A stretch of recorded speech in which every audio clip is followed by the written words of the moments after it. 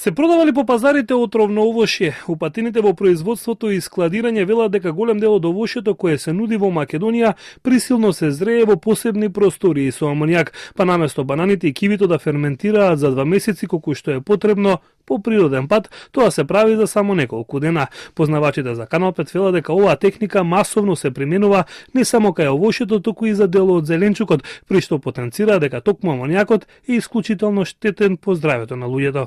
Ние како Здружение Органологистика Струмица имаме сознание дека уште во септември се откупуваат киви и се стават со банани во комори со амонијак.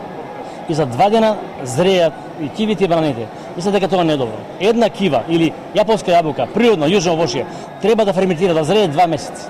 Ако се бере во ноември, значи ова се уште не е зреена за јадење, уште не е ферментирана, а не за да зрее за 2 дена.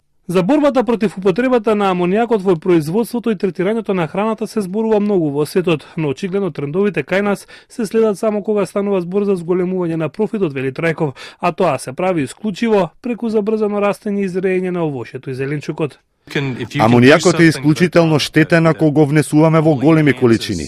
Го содржи и нашето тело, но со овошје или зеленчук третирано на овој начин драстично се доведува во прашање отпорноста на самиот организам и се предизвикува труење.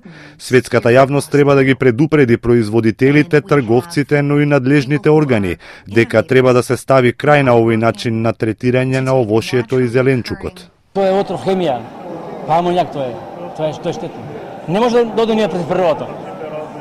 Си го бара своето, ова е органско производство. И јас ги чувам кивите, имам векерница во моето село Дражево Струмичко и имам ова година 11 тони.